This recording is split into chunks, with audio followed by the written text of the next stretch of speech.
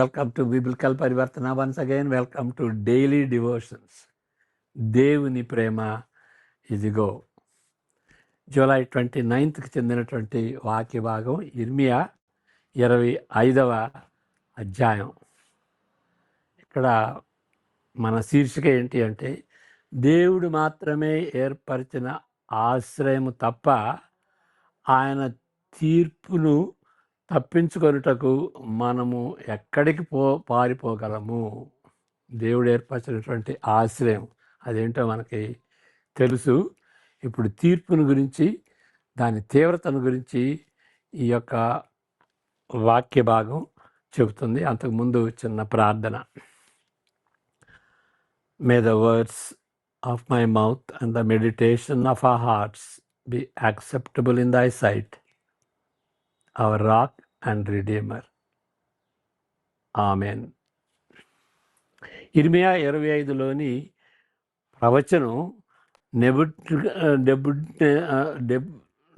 Nebuchadnezzar నిలబడిలో 4వ సంవత్సరంలో జరిగినది. అంటే 605లో కార్కెమిష్ దగ్గర బబులోనీయులు ఐగుప్తును ఓడించిన సంవత్సరం. అది ఆ డేట్ గుర్తుపెట్టుకోవాలి. 605లో. అప్పుడు అంతకుముందు ఐగుప్తీయులు అగ్రరాజ్యంగా వాళ్ళ ఆధిపత్యంలో ఆ రీజన్ అంతగా కూడా ఉన్నది. కానీ బబులోనీయులు వాళ్ళని 605లో ఓడించారు, కార్కెమిష్ అనేటువంటి ఆ ఉత్తర ప్రాంతంలో. అదైన తర్వాత వాళ్ళు దక్షిణంగా వచ్చి మరి యెరూషలేమీయుల్ని చెరపట్టి బబులోను తీసుకువెళ్ళారు. 605లో మొదటి చెర యొక్క మొదటి తఫా, ఫస్ట్ అంటే 3 సార్లు వాళ్ళని చెరగా తీసుకెళ్ళారు కదా, అది మొదటిసారి అన్నమాట. 605లో జరిగింది.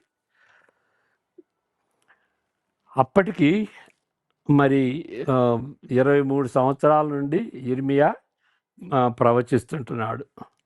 మంచి రాజైన యెషయా ఏలిన కాలం నుండి మరి అప్పటి వరకు 605 వరకు 23 సంవత్సరాలు ఆయన సేవ చేస్తూనే వచ్చాడు.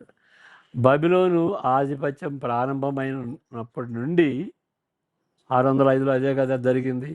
తన ప్రధాన అంశంలను ఇర్మియా పునరావృతము చేస్తున్నాడు, రివ్యూ చేస్తున్నాడు. తగిన సందర్భం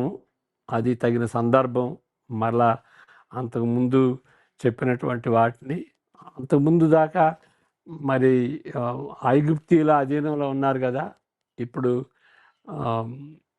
బబులోను అధీనంలో ఉన్నారు. కాబట్టి ఇప్పుడు అంతకుముందు చెప్పినటువంటి వాటిని అన్నిటినీ మళ్ళీ తిరిగి చెప్పటం, అది తగినటువంటి సందర్భం అనుకుని చెప్తున్నాడు. అలవాటుగానున్న వారి అవిధేయత యొక్క సమీక్ష, రివ్యూ చేస్తున్నాడు. ఏ విధంగా వాళ్ళు మరి తిరుగుబాటు చేశారు దేవునికి, ప్రభు మాటలను వినుటకు తిరస్కరించారు అనేటువంటి విషయాన్ని ఆయన అక్కడ చెప్తున్నాడు. కానీ అంతకుముందు ప్రస్తావించిన కొన్ని అంశములు లేక ఇంతవరకు అంత ప్రాముఖ్యంగా చెప్పని అంశములు అనేకమైనటువంటి వాటిని ఈ అధ్యాయంలో చెప్పుచుంటున్నాడు. వాటిలో కొన్నింటిని మనం 4 మనం చూస్తాం. అంతకుముందు మనం ఈ వాక్య భాగం చదువుకుందాం. 4 నుండి లేకపోతే 1 నుండి 8 వచనాల వరకు చదువుకుందాం. యోషియా కుమారుడును యోధారాజు అయిన యెహోయాకీము 4వ సంవత్సరమున, అనగా బబులోను రాజు అయిన నెబుకద్నెజరు మొదటి సంవత్సరమున యోధా ప్రజలందరిని గూర్చి ఇర్మియాకు ప్రత్యక్షమైన వాక్కు. ప్రవక్త అయిన ఇర్మియా యోధా ప్రజలందరితోనూ యెరూషలేము నివాసులందరితోనూ ఆ వాక్కును ప్రకటించెను. ఆమోసు కుమారుడును యోధారాజునైన యోషియా 13వ సంవత్సరము మొదలుకొని నేటి వరకు ఈ 23 సంవత్సరములు యెహోవా వాక్కు నాకు ప్రత్యక్షమగుచూ వచ్చెను. నేను పెందలకడ లేచి ఈ మాట early have I come to you. Early have I అంటే మీ పాపం ముదురు కాక మునిపే మొదటి నుండి మొరపెట్టుకుంటున్నాను అని దేవుడు చెప్పినట్టుగా మనం గమనించాలి. నేను పెందలకడ లేచి మీకు ఈ మాటలు ప్రకటించుచూ వచ్చినను మీరు వినకపోతిరి. మీ చేతి పనుల వలన నాకు కోపము పుట్టించుకుంటున్నట్లును నేను మీకు ఏ బాధయు కలుగజేయకుండానట్లును అన్యదేవతలను అనుసరించుటయు వాటిని పూజించుటయు వారికి నమస్కారం చేయుటయు మాని మీరందరూ మీ చెడ్డ మార్గమును మీ దుష్క్రియలను విడిచిపెట్టి తిరిగిన ఎడల యెహోవా మీకును మీ పితరులకును నిత్య నివాసముగా చేసిన దేశములో మీరు నివసింతురని చెప్పుటకై యెహోవా పెందలకడ లేచి ప్రవక్తలైన తన సేవకులనందరినీ మీ యొద్దకు పంపుచు వచ్చినను మీరు వినకపోతిరి, వినుటకు మీరు చెవియగ్గకుంటిరి. 8 వచనాలు. అయితే మీకు బాధ కలుగుటకై మీ చేతుల పనుల వలన నాకు కోపము పుట్టించి మీరు నా మాట ఆలకింపకపోతిరని యెహోవా సెలవిస్తున్నాడు. సైన్యములకు అధిపతికి యెహోవా ఇలాగ సెలవిస్తున్నాడు, మీరు నా మాటలను ఆలకింపకపోతిరి గనుక నేను ఉత్తర దేశంలోనున్న సర్వజనులను నా సేవకుడైన నెబుకద్నెజరును బబులోను రాజును పిలువ నంపించుచున్నాను. ఇప్పుడు అంటే మనం ఇక్కడ చూసినట్టు ఈ అధ్యాయంలో ఏముంటాయి అని అంటే అంతకుముందు లేని విషయాలు ఇక్కడ చెబుతున్నాడు ఈ అధ్యాయంలో. లేకపోతే అంతకుముందు చెప్పినటువంటివి లైట్గా పైకి చెప్పినటువంటి వాటిని కొంచెం సుదీర్ఘంగా లోతుగా ఆ విషయాలు చెబుతున్నాడు. వాటిల్లో 4 విషయాలు మనం గమనిద్దాం. మొదటిది ఏంటంటే యెషయాలోని భాష తీరును గుర్తు చేస్తూ నెబుకద్నెజరు దేవుని సేవకునిగా నియమించబడ్డాడు. మరి మనం యెషయా గ్రంథంలో చూసాం కదా, I think it is 45th chapter. అక్కడ నా సేవకుడైన కోరేషు అని ఆ భాష తీరులో ఇక్కడ నెబుకద్నెజరుని నా సేవకునిగా నియమించి ఉన్నాను అని చెబుతున్నాడు. యెరూషలేము పతనము వెనుక దేవుడే అని చెప్పిన దాంతో ఇది సమానం. యెరూషలేము దాని దేవాలయం పతనం కావటం, దాని వెనక ఎవరున్నారు? సైతాను కాదు, దేవుడే ఉన్నాడు. అయితే ఒక టెంపరరీగా తాత్కాలికంగా బబులోను దాన్ని పనిచేస్తున్నప్పటికీ దాని అంతిమంగా చెప్పాలంటే దేవుడు దాని వెనక ఉన్నాడు. దాని పతనం చూసేటువంటిది దేవుడే. ఆ యెరూషలేము కానీ దేవాలయానికి కానీ తీర్పు చేస్తున్నటువంటి వాడు దేవుడే. రెండవ విషయం, బబులోను రాజుకు చేసే ఈ సేవ 70 సంవత్సరాలు మన్నుతుంది. వివిధ విధాలుగా మరి ఈ 70 సంవత్సరాలు అంటే ఎక్కడి నుండి ఎక్కడి వరకు అని వేరే విధాలుగా దాన్ని లెక్క పెట్టవచ్చు, సమయమునకు లెక్కించవచ్చును. ఈ 70 సంవత్సరాలు ఒక స్థూల అంచనా అంటే రౌండెడ్ ఫిగర్, అది దాన్ని ఆ విధంగా ఎంచి 609లో బబులోను ఆధిపత్యంలో ప్రారంభమై 593లో పారసీక చేతిలో బబులోను ఓడిపోయినంత వరకు 609లో ప్రారంభమై మరి 539లో అది దాదాపు 70 సంవత్సరాలు కదా. ఆయనంత వరకు అని తలంచవచ్చు. లేకపోతే ఇంకా ఇంకా వేరే పాసిబిలిటీ ఏంటంటే, బహుశా 605లో మొదటిగా నాయకులను తరలించినప్పుడు బబిలోనుకి తీసుకొని వెళ్ళినప్పుడు పారసీ పారసీక రాజైన కోరెష్ రాజు పరిపాలనలో మొట్టమొదటిగా యూదులు తిరిగి వచ్చేంత వరకు అది ఎప్పుడు జరిగింది? 536లో. 605 నుండి 536. అది కూడా దాదాపు 70 సంవత్సరాలు. మరి ఈ వచనం కూడా మనం చదవచ్చు. 2వ దినవృత్తాంతాలు 36వ అధ్యాయం 20 నుండి 23, జకర్యా 1:12. ఈ 2 వచనాలు కూడా మనం చదువుకుందాం. ఖడ్గము చేత హతులు కాకుండా తప్పించుకొనిన వారిని అతడు బబిలోనునకు తీసుకొని పోయెను. రాజ్యము పారసీకుల దగు వరకు వారు అక్కడనే ఉండి అతనికిని అతని కుమారులకును దాసులైరి. పారసీకుల వాళ్ళు కోరెషు ప్రకటించినంత వరకు. ఇర్మియా ద్వారా పలుకబడిన యెహోవా మాట నెరవేర్చుటకై విశ్రాంతి దినములను దేశము అనుభవించు వరకు ఇది సంభవించెను. దేశము పాడుగానున్న 70 సంవత్సరముల కాలము అది విశ్రాంతి దినములను అనుభవించెను. పారసీక దేశపు రాజైన కోరెషు ఏలుబడియందు మొదటి సంవత్సరమున ఇర్మియా ద్వారా పలుకబడిన తన వాక్యమును నెరవేర్చుటకై యెహోవా పారసీక దేశపు రాజైన కోరెషు మనసును ప్రేరేపింపగా అతడు తన రాజ్యమందంతటను చాటించి వ్రాత మూలముగా ఇట్లు ప్రకటన చేశాను. ఇక్కడ కోరెషు రాజు చేసింది బబిలోను సామ్రాజ్యంలో చెరపట్టబడినటువంటి వారందరికీ ఈ పారసీకులు వాళ్ళ అజమాయిషి వచ్చినప్పుడు వాళ్ళందరినీ తిరిగి పంపించారు. అంటే ఇశ్రాయేలుకి జరిగింది ఒక్కటే ప్రత్యేకంగా కాదు. కానీ ఇక్కడ ఇర్మియా చెప్పినటువంటి రీతిగా వాళ్ళు ప్రజలందరూ గ్రహించింది ఏంటి అని అంటే, వాళ్ళు అందరిని పంపించినా కానీ ఇశ్రాయేలును మాత్రం ఏ విధంగా తలంచారంటే దేవుడు చెప్పినట్టు చేశాడు. ఇర్మియా ద్వారా ప్రకటించినటువంటి తీరులో దాన్ని నెరవేరుస్తూ చేశాడు అని వీళ్ళ ఇంటర్ప్రిటేషన్ అన్నమాట. అది సరైన ఇంటర్ప్రిటేషన్. ఆ విధంగా మనం అర్థం చేసుకోవాలి. యెహోవా నాతో మాట్లాడిన దూతకు ఆదరణ అయిన మధుర వచనములలో ఉత్తరం ఇచ్చాను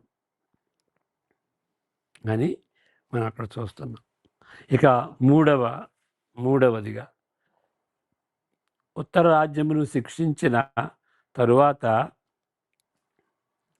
అషూరుతో దేవుడు చేయబోతున్న దానిని గుర్తు చేస్తూ ఇక్కడ దేవుడు చెప్పుచున్నదేమనగా, బబిలోనీయుల దోషమును బట్టి ఆ దేశము ఎప్పుడు పాడగునట్లు శిక్షింతును అని 12వ వచనం చూస్తాం. 10 వరకు చదువుకున్నాం కదా, ఇప్పుడు 11, 12 చదువుదాం. అంటే దేవుడు శిక్షిస్తున్నాడు. ఎందుకు శిక్షిస్తున్నాడు అంటే, ఓకే, దేవుడే శిక్షిస్తున్నాడు, ఆయన యూనిలేటరల్గా డిసైడ్ చేసుకున్నాడు.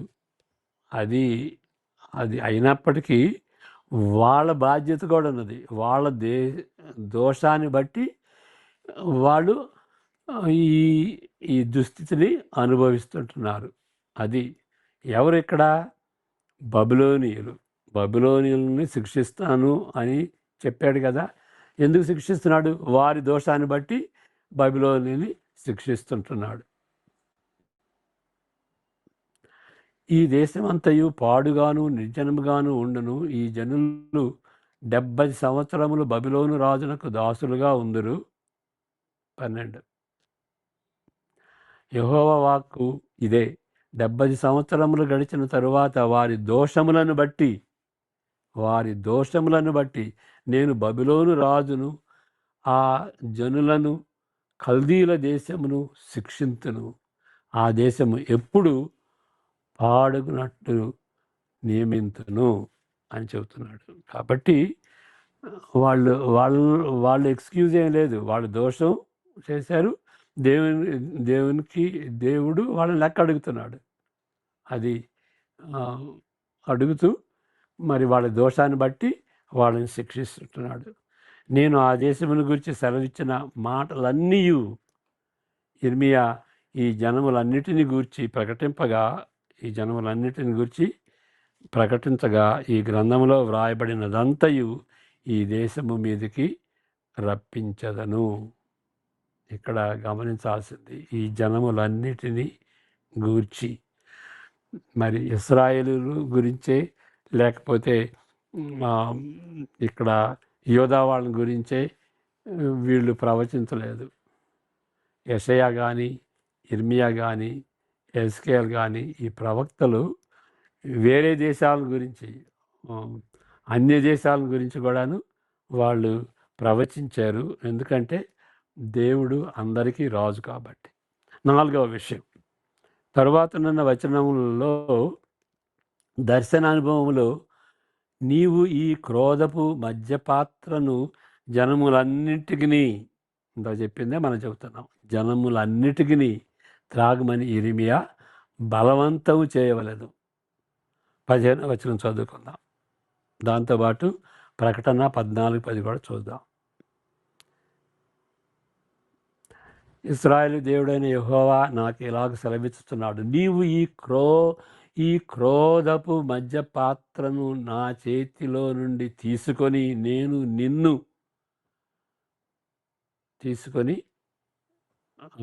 9వ వచనం, నేను నిన్ను పంపుచున్న జనములన్నిటికీ దాని త్రాగింపుము. You should force them to drink అన్నట్టుగా. ఓకే, 15వ వచనం. మరలా ప్రకటన గ్రంథం 14:10లో కూడాను ఈ విషయం, ఆ యొక్క పాత్ర అంటే పాత్రలు అంటే దానికి వేరే అర్థం లేదు. It is a lot given, అది కేటాయించబడింది, వాళ్ళు తాగటానికి కేటాయించబడింది. ఏమీ కలపరపడకుండా దేవుని ఉగ్రత పాత్రలో పోయబడిన దేవుని కోపమును మద్యమును వాడు త్రాగును. పరిశుద్ధ దూతల ఎదుటను గొర్రెపిల్ల ఎదుటను అగ్ని గంధకముల చేత వాడు బాధింపబడును. దానిలో దేవుని యొక్క ఉగ్రతను తాగాలి అనేటువంటి తీరులో ప్రకటన గ్రంథంలో కూడా మనం చూస్తాం. బైబిల్లోని దేవుడు అంటే అందరి గురించి చెప్తాడు. భూమి మీద ఉన్నటువంటి వాళ్ళందరికీ జరిగేది, ఒక ఇశ్రాయేలుకే కాదు, మరి యోధా ప్రజలకే కాదు, ఐగుప్తులకే కాదు, బబిలోనీయులు కాదు, అందరికీ, భూమి మీద ఉన్నటువంటి ప్రజలందరికీ జరిగేటువంటిది. ఎందువలన అంటే అందరూ కూడాను అందరికీ ఆయనే సృష్టికర్త, ఆయనే పోషకుడు. కాబట్టి ఆయన వాళ్ళకి అందరికీ తీర్పు తీర్చేటువంటి దేవుడు. అంతేగాని ఒక ప్రాంతానికి చెందినటువంటి వాడు కాదు. ఒక స్థానిక దేవతగా ఒక గోత్రమునకు చెందినవాడు కాదు. అన్ని దేశములను లెక్క అడుగుతాడు. ఆయన శిక్ష నిబంధన ప్రజలతో ప్రారంభము కావచ్చును. ఏ మినహాయింపు లేకుండా ప్రతి సమాజమునకు ఆయన చివరి తీర్పు వర్తిస్తుంది. మీరు శిక్షింపబడకపోరు. భూలోక నివాసులందరి మీదికి నేను ఖడ్గమును రప్పించుచున్నాను. ఇదే సైన్యములకు అధిపతియగు యెహోవా వాక్కు. 29 వచనంలో అది ఉంటుంది. ఆయన మాత్రమే అలాంటి తీర్పుని, భూలోక నివాసులందరికీ జరిగేటువంటి ఆ యొక్క తీర్పు నుండి ఎట్లా తప్పించుకోవాలి? ఒకే ఒక మార్గం.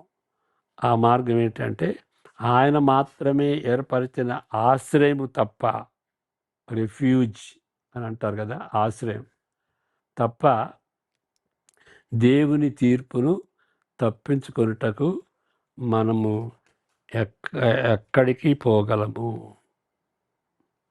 అది ఎక్కడికి పోగలము? అదే శీర్షికగా మనం చూసాం. దేవుడు మాత్రమే ఏర్పరిచిన ఆశ్రయము తప్ప ఆయన తీర్పును తప్పించుకొనుటకు మనము ఎక్కడికి పోగలము?